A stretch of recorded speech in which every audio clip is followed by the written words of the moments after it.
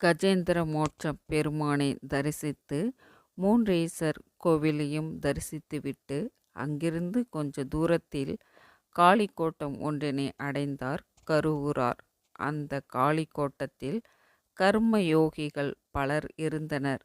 தூய்மை என்பதே இல்லாமல் இருந்த அவர்களுக்கு தகுந்த பாடம் கற்பிக்க எண்ணினார் கருவூரார்.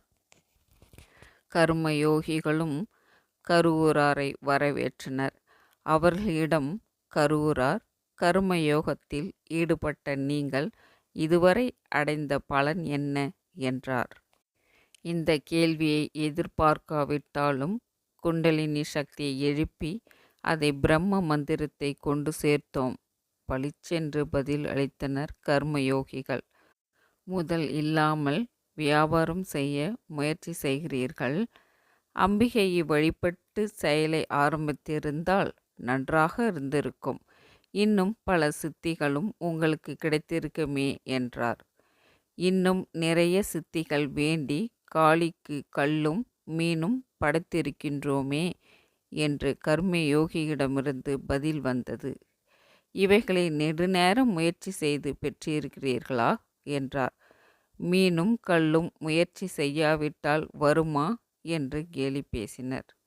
நான் முயற்சி செய்யாமலே இவைகளை வரவழைத்து காட்டட்டுமா என்று கேள்வி எழுப்பி அங்கிருந்த வன்னி மரத்தை பார்த்தார். மரத்திலிருந்து மீன்கள் மழைபோல் விழுந்தன.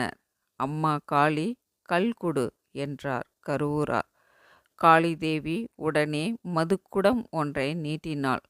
அவ்வளோ நேரம் வாதம் செய்து கேலி பேசிய கர்மயோகிகள் கருவூராரின் செயலைக் கண்டு பயந்தார்கள். திமிரும் அகம்பாவமும் அவர்களை விட்டு நீங்கின. அவர்களிடம் பணிவு குடிகொண்டது. கர்மயோகிகள் அறிவில் தெளிவு பிறந்தது. கருவூராரின் கால்களில் விழுந்து வணங்கி, குருவே, வீடு பெற்றை அடையும் வழிமுறைகளை எங்களுக்கு உபதேசம் செய்யுங்கள் என்று வேண்டினார்கள். கருவூராரும் மனம் இறங்கியவராக, நீங்கள் இப்போதே பொதிகை மலைக்கு செல்லுங்கள். வைத்த கண் வாங்காமல் ஆகாயத்தை நோக்குங்கள்.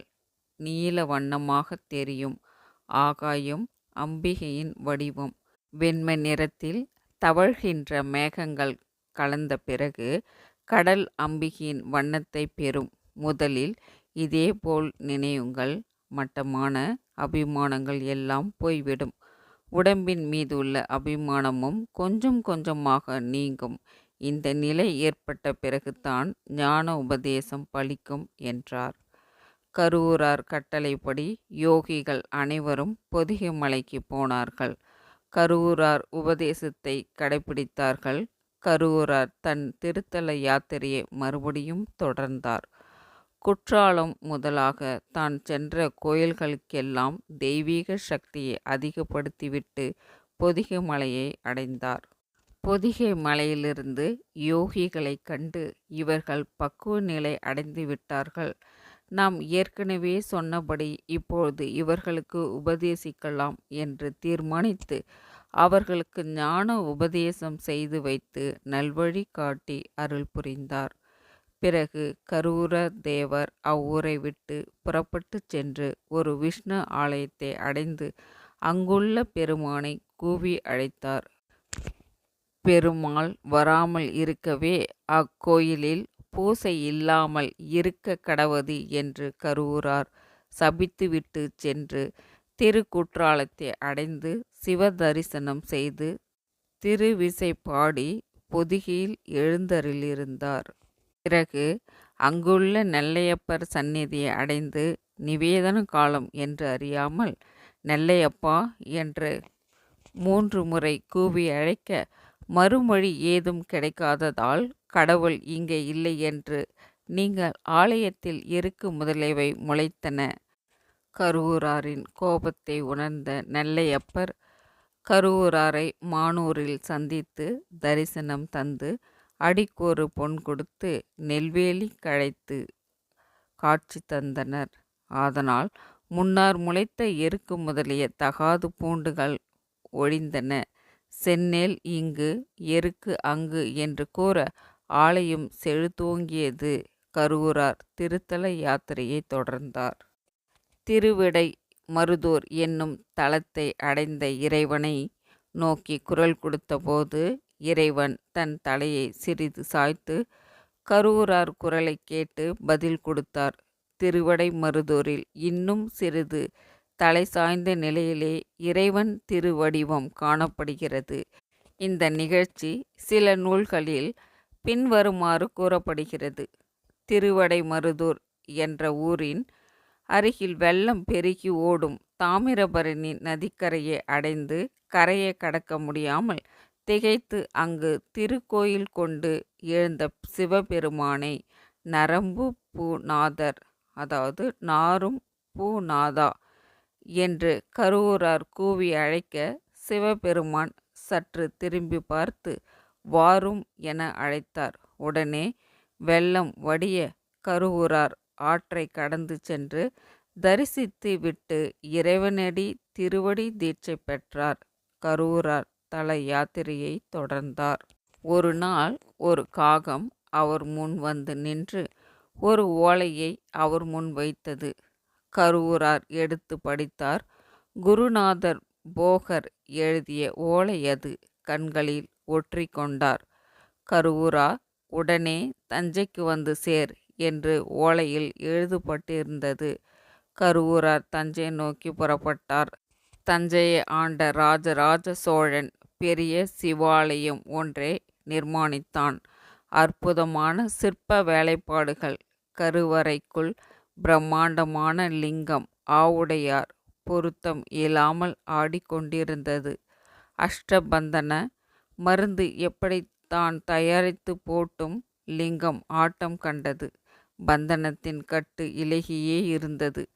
மன்னன் கண்ணீர் வடித்தான். கூட்டத்தில் ஒருவராக மறைந்து நின்று கொண்டிருந்த போக முனிவர் அந்த செய்தியை ஓலையில் எழுதி காகத்தின் காலில் கட்டி அனுப்பினார்.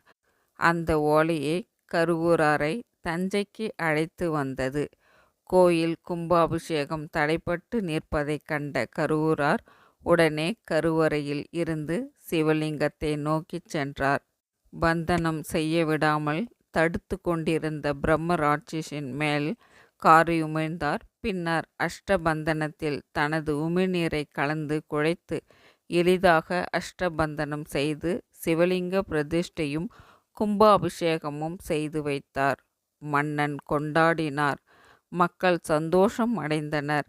இறைவனும் மனம் களித்தான். தஞ்சையிலிருந்து திருவரங்கம் சென்ற கருவூரார் சித்தரை அபரஞ்சி என்னும் தாசி சந்தித்தாள். கருவூராரின் தேகப்பொலிவு அவளை மயக்கம் கொள்ள வைத்தது. அவள் தனது கருத்தை தோழியின் மூலம் கருவூராருக்கு தெரிவித்தாள். கருவூராரும் சம்மதம் தெரிவித்தார். அபரஞ்சி ஓர் உயர்ந்த ஆசனத்தில் கருவூராரை உட்கார வைத்து அவர் திருவடிகளை முறைப்படி வணங்கி வழிபட்டாள். ஞான சாதனையில் தனக்குள்ளே சந்தேகங்கள் சொல்லி அவைகளை தீர்க்க வேண்டினாள். நல்லவனவற்றை அறிவதில் அவளுக்குள் தீவிரத்தை உணர்ந்த கருவூரார் மகிழ்ச்சியோடு அவள் சந்தேகங்களை தீர்த்து வைத்தார். அதன்பின் அவளுடன் கலந்தார். மறுநாள் அரங்கரிடம் சென்று அபரஞ்சிக்கு அளிப்பதற்காக நவரத்ன மாலை ஒன்றை வாங்கி வந்தார். அபரஞ்சி, இன்றைய நிலையில் உன்னை போன்றவர்களை பார்ப்பது கூட கடினமாக இருக்கிறது.